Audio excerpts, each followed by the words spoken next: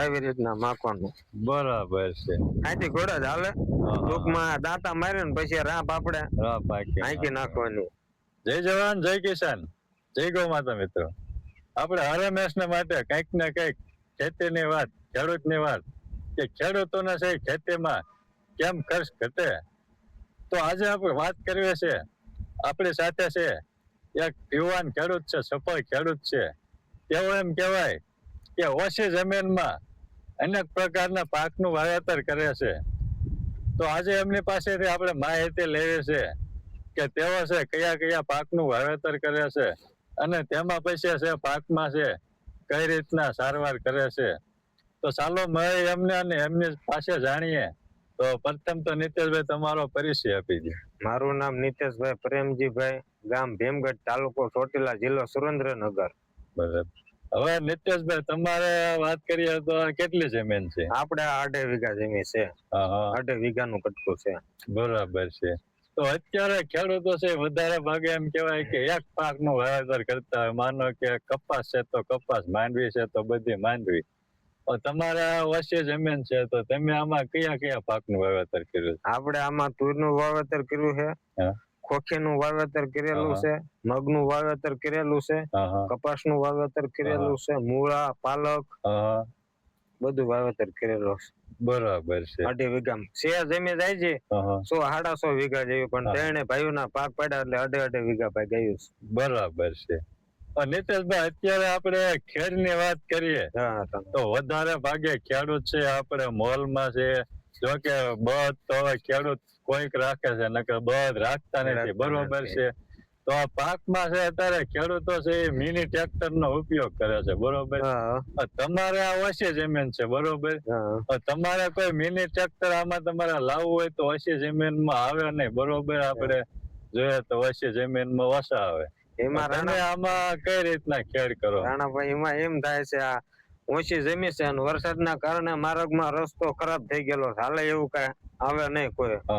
એટલે આપણે ખોખીમાં આમાં જો હાથી હાંકવા માટે ઘરનું હાથી હાલે, હાથી એવું હાથી બનાવ્યું છે. હાલો હું તમને બતાવું. બરાબર. આપણે આમાં હાથી થઈને જ હાથી હાંકી નાખવાનું. બરાબર છે. આમાં ખડ લઈ લીધું છે મોટું મોટું, પછી દાંતા મારીને રાપ હાંકી નાખવાની. એટલે હાટું કોઈ આવે નહીં હાંકવા. રસ્તો હાવ ખરાબ થઈ ગયો, હાલે એવું જ નથી. આ જો આપણું મિની હાથીડું છે ખેડૂત નું. બરાબર છે. હા જો આપણું હાથી દાંતા છે. બરાબર છે. હા તો અત્યારે વરસાદ આવી ગયેલો છે એટલે આ લીલું છે બધું. નકર જો આવી રીતના માખવાનું. બરાબર. લીલું થઈ ગયું છે તો લીલું થઈ ગયું છે. આવી રીતના માખવાનું. બરાબર છે. અહીંથી ઘોડા જ હાલે. ટૂંકમાં દાંતા મારી ને પછી રાપ આપણે હાંકી નાખવાની. બરાબર છે. એટલે વાત કરીએ તો એમ કેવાય કે આપણે જો ઓલા મિની ટ્રેક્ટર ત્યાં મોલ માં ખેડ કરતા હોય તો આપણે લીલું હોય.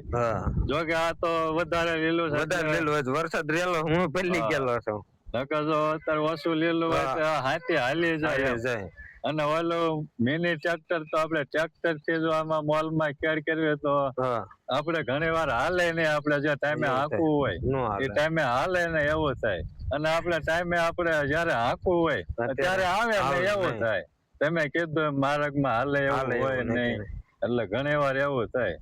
અને બળદ તો અત્યારે ઓછા ખેડૂત એટલે કોઈ બળદ રાખવી. આપણે 2.5 વીઘા જમીન છે, આમાં બળદ કેમ રાખવા? બળદ રાખવા પોહાય નહીં. બરાબર. એટલે હાથીડું આપણે હાથે ઢળે નાખવાનું. ખરાડ હોય ને એટલે અસલ હાલું જાય. પછી આને નાની રાપ આવે, રાપ મારી દેવાની. ખડે બધું ઓલું થઈ જાય, દાંતા અસલ મરાઈ જાય. બરાબર. પછી જો આપણે આમાં કાક મૂળા છે, પાલક છે કે એવું કાક છાંટવાનું હોય ને ઓછી જમીન વાળાને આવું હાથીડું કરી નાખવાનું. આવી રીતના માયકી નાખવાનું.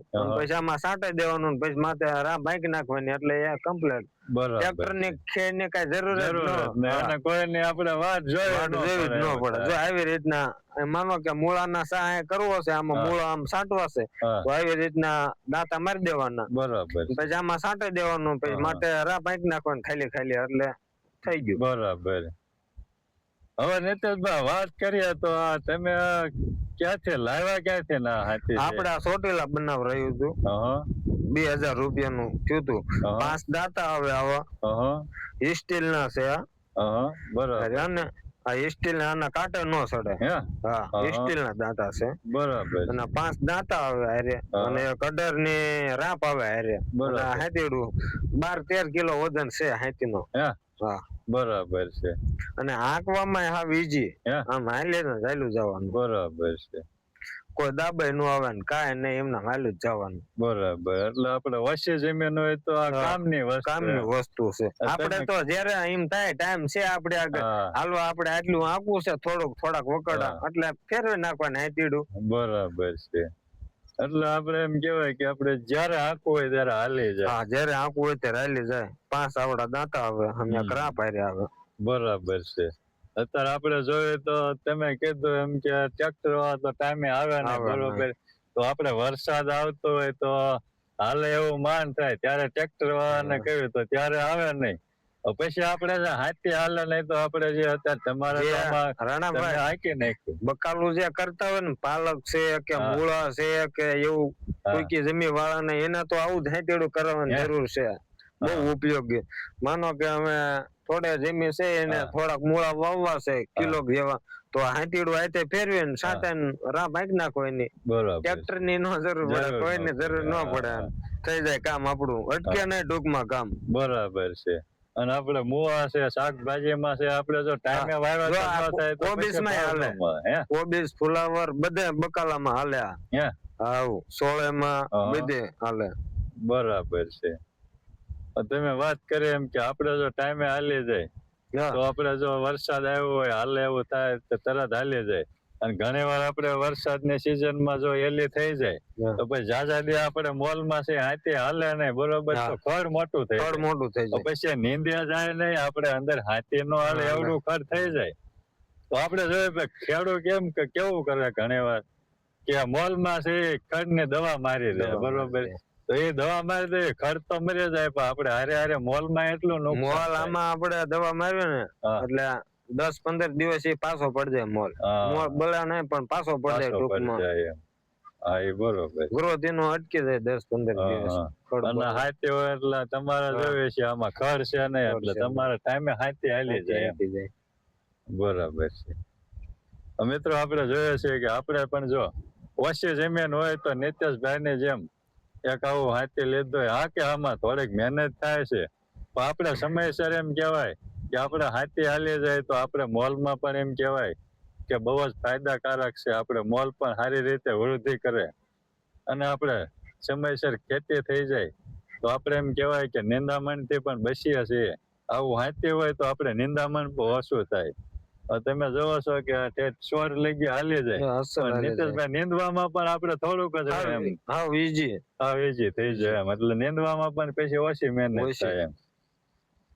આ રહ્યો ને અહીંયા હોતો ને દાંતો હાલી જાય. હે? આમાં એક સડાવવાનો દાંતો, હા, 4 દાંતા કરી નાખવાનું. જઈતી કેલ આમ હાંકવાનું, હા. વળતી કેલ આમ હાંકવાનું. એટલે આ હોત બરાબર. વખરડું આવી જાય. હા, હા, 3 આમાં દાંતા રહી જાય ને 1 આમાં રહી જાય. હા, હા. એટલે એમ કે જાજુ નીંદવું જ ન નીંદવું પડે. જ ન પડે. બરાબર છે. નિતેશભાઈ, તમે આ હાથી બરોબર બનાવડાવ્યો છે, હા. બરોબર. તો આપણે બીજા ખેડૂતોને તમે શું કહેશો કે આ હાથીથી આપણે લેવાય કે ન લેવાય? લેવાય, હે? જરૂર લેવાય. નાના ખેડૂત માટે આ બેસ્ટ છે. બરાબર નાના છે. વધારે જમીન હોય તો ન હા, પોહાય. તો નો પોહાય. હા, નાના હા. ખેડૂત હોય કે માનો કે 2.5 વીઘા છે, હા. કોઈ 2 વીઘા છે, કોઈ 3 વીઘા હા. છે, કોઈ 5 વીઘા છે, હા, બકાલામાં નીમાં બેસ્ટ છે હે? આવું. બરોબર છે. ઓલા આપણે જરૂર હોય તે ટૂંક્યું જમીન વાળાને હા. માનો કે મારે જરૂર છે હાથી હકવવું છે, કોઈ ટ્રેક્ટર વાળાને ફોન કર્યો ને એટલે હા. ટૂંકી જમીન વાળાને હું આવે નહીં. હવે ને એમ થાય અહીંયા ધક્કો થાય છે આપણે, થાય. એટલે નો આવે, કાંઈક બાનું કાઢે દે. બરોબર. અને આમ છે, આપણે આમ છે. વધારે જરૂર હોય તો ઘણી વાર હા. રૂપિયા પણ વધારે દેવા પડે, દેવા એવું પડે. બને ને? હા, બને. બરાબર. એટલે આવું હાથી નાના ખેડૂત માટે બેસ્ટ છે. બરાબર. એકવાર ખર્ચો થાય પછી કાંઈ ખાલી ખર્ચો નહીં. 2000 નો ખર્ચો થાય, હે? પછી નો થાય. બરાબર. વળા ગેલવેનાઇટ ના પાઇપ નું છે. હે? હોવે. બરોબર. એટલે એમ કે કાઠ ખાવાની કે ચિંતા નહીં. ચિંતા નહીં. આપણે ખેતરમાં પડ્યું રહેતો કઈ ઉપાધિ નહીં ઉપાધિ એમ. નહીં. હમ. તો મિત્રો જોયો ને, આપણે પણ જો વચ્ચે જમીન હોય તો નિતેશભાઈ ની જેમ આવું એક હાથી રાખી, હા કે આમાં થોડી મહેનત થાય છે, તો આપણે સમયસર ખેતી થઈ જાય તો આપણે એમ કહેવાય કે મોટા એવા ખોટા ખર્ચામાંથી બચીએ છીએ. તો મિત્રો આ હતી એક આપણે ઓછી જમીનમાં આપણે કઈ રીતના ખેતી કરી શકીએ તેની માહિતી. તો આજના વિડીયોમાં બસ એટલું જ. મળીશું નવા વિડીયોમાં નવી માહિતી સાથે. જય જવાન, જય કિસાન, જય ગૌ માતા.